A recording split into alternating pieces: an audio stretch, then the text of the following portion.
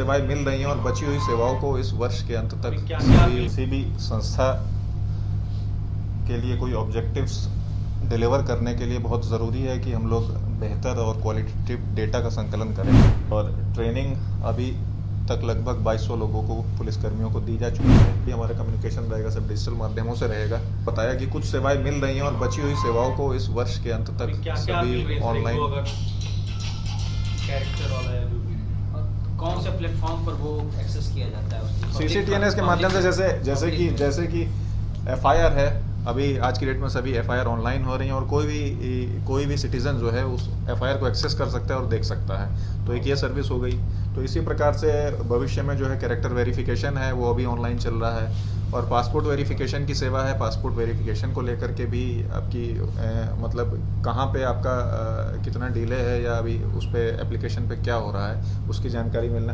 भविष्य में जो है स्टेशन डायरी, ई स्टेशन डायरी, छोटी मोटी चीज़ों को लेकर के या EFIR की दिशा में भी जाने की, तो उसमें हम लोग का ये डेटा सेंटर है एक महत्वपूर्ण भूमिका निभाएंगे। ये सर कहाँ एक्सेस करेंगे पब्लिक?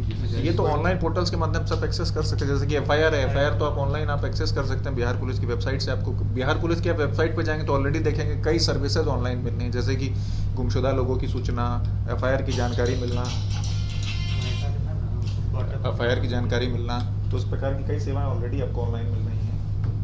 ऑनलाइन वेबसाइट पे जाकर के कोई भी व्यक्ति सेवा ले सकता है। हाँ, बिहार पुलिस की वेबसाइट के माध्यम से ले सकते हैं। सर, किराएदार को लेके थानों को निर्देश दिया जाता है, किराएदार की जानकारी, एक फॉर्म भी भरने की बात की जाती है, लेकिन वो अमल नहीं होता है। हाँ, किराएदार के सत्यापन को लेकर के भी हम लोग इस दिशा में हैं कि किराएदार का सत्यापन भी हम लोग इस सर्विस को भी हम लोग ऑनलाइन माध्यम से उपलब्ध कराएंगे ताकि पब्लिक को भी उसका बेनिफिट मिले और सर्विस भी उनको एक तय समय में मिल सके। जैसा आपने बताया, इसी प्रकार की कंप्लेंट्स को दूर करने के लिए हमेशा जब भी हम लोग ऑफलाइन से ऑनलाइन मोडालिटी की तरफ जाते हैं तो निश्चित रूप से कार्यप्रणाली में ट्रांसपेरेंसी आती है और अल्टीमेट बेनिफिशियरी उसकी पब्लिक ही रहती है। ठीक है सर, स्थापना की गई है उसके बारे में ब्रीफ करने के लिए बुलाई गई है। जैसा कि आप सभी लोग अवगत हैं, बिहार पुलिस ज़्यादा से ज़्यादा लोगों से जुड़ने के लिए अपने जो मिशन जन सेवा है उसके अंतर्गत डिफरेंट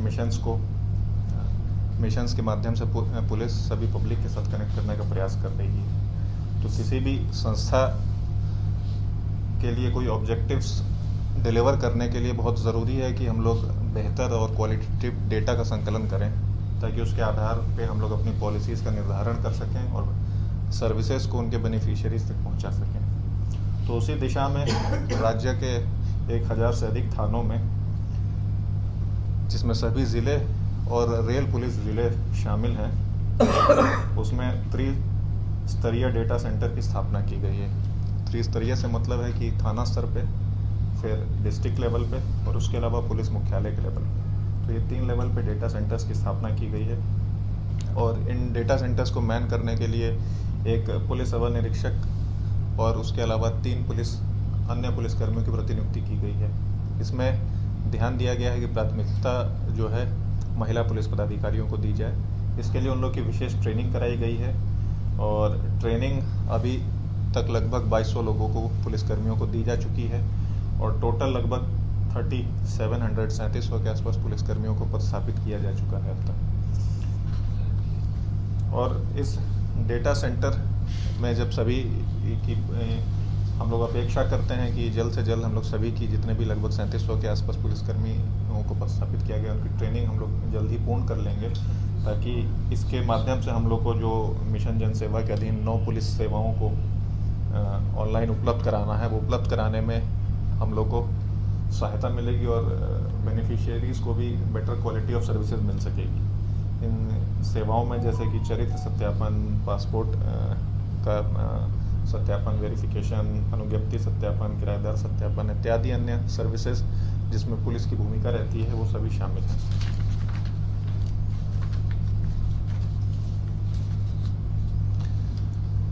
इन डेटा सेंटर्स को धीरे धीरे हम लोग बाकी अन्य ऑनलाइन सर्विसेज के साथ भी इंटीग्रेट करेंगे, जिसमें प्रमुखतः CCTNS और ICGS परियोजना और अन्य जो टेक्नोलॉजिकल मिशंस चलाए जा रहे हैं पुलिस को रिलेटेड, उनके साथ इनको कोऑर्डिनेट किया जाएगा।